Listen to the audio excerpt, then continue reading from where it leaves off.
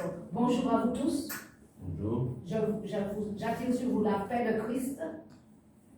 Tous ceux qui m'entendront, qui me verront, je vous bénis au nom puissant de Jésus-Christ de Nazareth. Amen. Aujourd'hui, je veux vous parler des 7 trompettes. Les 7 trompettes. À l'ouverture du 7e psaume, dans le livre de l'Apocalypse, au chapitre 1, et nous lisons la chose suivante, le texte suivant. Chapitre 8, quand il ouvrit le 7e psaume, il y eut dans le ciel un silence d'environ une demi-heure. Donc, entre l'ouverture du 6e psaume et l'ouverture du 7e psaume, il y a eu un moment, une transition. Et ce qui m'intéressait surtout, le verset 2, et je vis les 7 anges qui se tiennent devant Dieu, et 7 trompettes leur furent données. Jusqu'ici, on avait vu 24 vieillards, 4 vivants. Maintenant, on nous parle des 7 anges qui se tiennent devant Dieu. Donc, le trône, la cour de Dieu, il y a pas mal d'êtres qui entourent l'agneau. Donc, 7 anges à qui reçoivent 7 trompettes. Donc, lorsque nous avions étudié le 7e psaume, on avait vu dans ce chapitre 8 que la première trompette amenait la grêle et le feu mêlés de sang. Je vais lire le verset 7. Le premier sonna de la trompette, et de la grêle et du feu mêlés de sang fut jeté sur la terre. Le tiers de la terre fut brûlé, le tiers des arbres fut brûlé, et toute herbe verte fut brûlée. Ça, c'est pour la première trompette. La deuxième trompette, au verset 8, le second ange sonna de la trompette, et quelque chose comme une grande montagne embrasée par le feu fut jetée dans la mer. Le tiers de la mer devint du sang, le tiers des créatures qui étaient dans la mer, qui avaient souffle de vie périt, et le tiers des navires fut détruit. On avait déjà vu tout ça. La troisième trompette, il tomba du ciel, c'est le verset 10, il tomba du ciel une grande étoile ardente comme un flambeau, elle tomba sur le tiers des fleuves et des sources d'eau. Voilà. La quatrième trompette, ce sont les luminaires qui sont touchés. Et c'est au verset 12. Le tiers du soleil fut frappé, le tiers de la lune, le tiers des étoiles, etc. etc. Donc, on avait déjà vu les 4 trompettes. Et la quatrième trompette annonce un malheur. Et c'est dit 3 fois. Malheur, malheur. Au verset 13, B, malheur, malheur, malheur aux habitants de la terre à cause des autres sons de trompettes que les 3 anges vont faire retentir. Donc, maintenant, nous allons voir les 3 trompettes qui restent. Alors, c'est le chapitre 9. Prenons le chapitre 9. C'est la 5e trompette. Alors, pour la 5e trompette, une étoile tombe du ciel et reçoit la clé de l'abîme, qui est le repère des démons. La clé de l'abîme, qui est le repère des démons. 2 Pierre 2, verset 4. Car si Dieu n'a pas épargné les anges qui ont péché, mais s'il les a précipités dans les abîmes de ténèbres, il les a pour le jugement, s'il n'a pas épargné l'ancien monde, mais s'il a sauvé 8 personnes dont Noé, et ce prédicateur de la justice, lorsqu'il fit venir le déluge sur le monde d'impies, s'il a condamné à la destruction et réduit ensemble les villes de Sodome et de Gomorrhe, les donnant comme exemple aux impies à venir. S'il a délivré l'autre juste profondément attristé de la conduite de ses âmes sans frein dans leur délectement, car ce juste qui habitait au milieu d'eux tourmentait journellement son âme à cause de ce qu'il voyait et entendait de leurs œuvres criminelles. Voilà. C'est 2 Pierre 2, versets 4 à 8.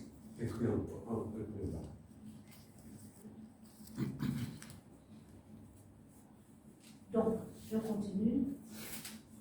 Ensuite, au verset 5 du chapitre 9, c'est le tourment. Le tourment. Pourquoi? Il y a les sauterelles qui sont venus, qui ont combattu.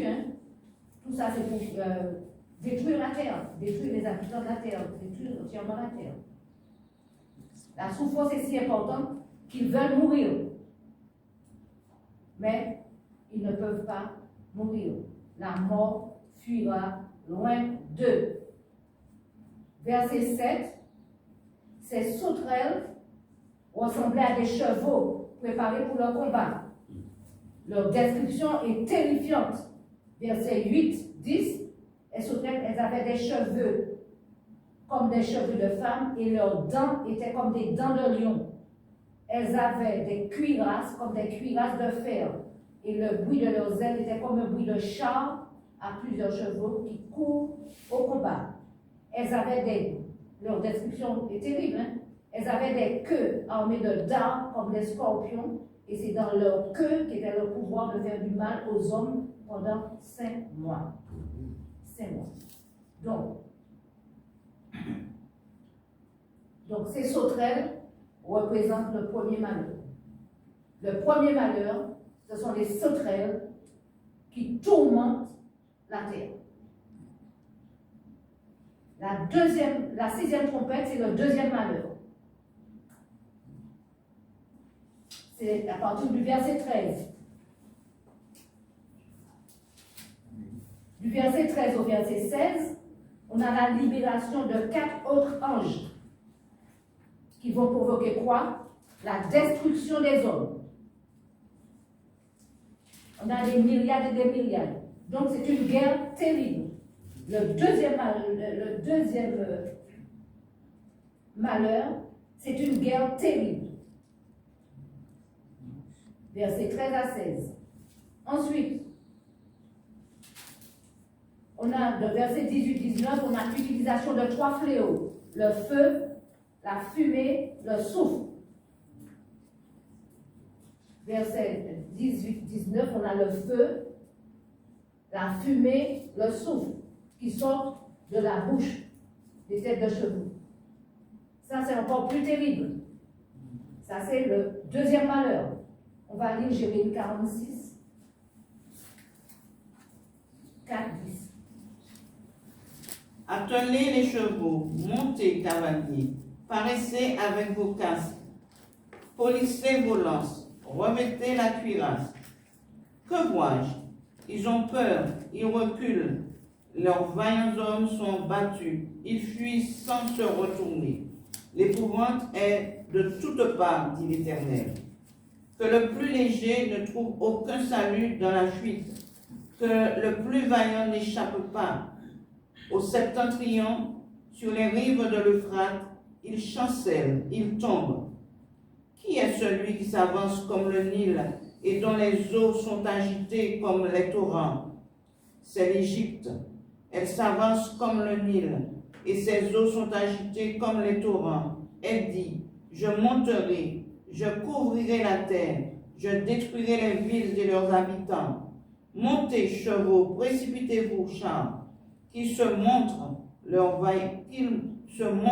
les vaillants hommes, ceux d'Éthiopie et de Put qui portent le bouclier, et ceux de Lude qui manient et tendent l'arc. Ce jour est au Seigneur, à l'Éternel des armées. C'est un jour de vengeance, où il se venge de ses ennemis. L'épée dévore, elle se rassasie, elle s'enivre dans leur sang, car il y a des victimes du Seigneur, de l'Éternel des armées, au pays du septentrion, sur les rives de l'Euphrate. Amen. Amen. Tout cela, Jérémie l'avait annoncé. Et au verset 20, nous reprenons Apocalypse 9. Le verset 20, il n'y a pas de repentance. Comme il n'y a pas de repentance, ceux qui ne sont pas tués, ils ne se repentent pas. Ils continuent à adorer les démons, les idoles d'or, d'argent, d'airain, de pierre, de bois. Ils ne peuvent. Ils ne se repentent pas. Et qu'est-ce qui va se passer? Ça sera encore le troisième malheur. Ça va arriver. Puisque les hommes ne se repentent pas. Il y a une partie du monde qui a été détruits et ceux qui restent ne seront pas, toujours pas. Donc, il y aura une destruction. Au verset 21, on parle de meurtre, d'enchantement, de débauche et de vol. Je continue. La 7e trompette. Alors là, c'est merveilleux. Mais avant que sonne la 7e trompette, il y a un moment pas de flottement, mais une distance. Il y a une distance, on parle de petit livre qu'il donnait à Jean. Et on demande à Jean de sceller ce que cette trompette, vous comprenez. Et on lui donne le petit livre à avaler, à manger. Hein. Après encore, il y a 2 témoins. Et la 7e trompette va retentir à partir du verset 15. Et la 7e trompette, c'est le triomphe de Christ. Le triomphe de Christ. Le chapitre 11, à partir du verset 15. Le royaume du monde est remis à notre Seigneur et à son Christ. Après toutes ces calamités qui sont passées, toutes ces calamités, le Christ triomphe. Tous les démons ont fait tout leur travail.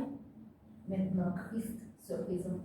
Et c'est ça, ce revenu. Et les louanges vont éclater. Alors, c'est verset 15 qui dit, le 7e ange sonna de la trompette, et il y eut dans le ciel de fortes voix qui disaient, le royaume du monde est remis à notre Seigneur et à son Christ, et il régnera. Oh Dieu! N'est-ce pas merveilleux? Amen. Il régnera. Amen. Et puis on continue, on voit les habitants, les occupants, pas les habitants, les occupants du ciel. On a les 24 vieillards. On a tous ceux qui sont là, qui glorifient notre Dieu, qui le glorifient. Et ce qui est encore plus merveilleux, c'est ce qu'on voit au verset 19, l'arche de l'alliance apparaît dans le ciel. L'arche de l'alliance, c'est le symbole de la fidélité de Dieu avec son peuple. Parce qu'il y aura quand même un petit reste. Il y aura quand même une partie du peuple qui sera sauvée et qui pourra glorifier Dieu dans le ciel. Et ça, c'est merveilleux. Alors, la 7e trompette, c'est quelque chose qui donne de l'espérance. De l'espérance parce que si vraiment nous marchons comme Dieu nous demande de marcher, même si ce n'est pas facile, si nous marchons, nous faisons nos efforts pour être fidèles à notre Dieu, nous allons régner avec lui. Hein? Parce que l'arche de l'alliance apparaît dans le ciel. Amen. Jérémie 31, 31 à 40. Jérémie 31, 34.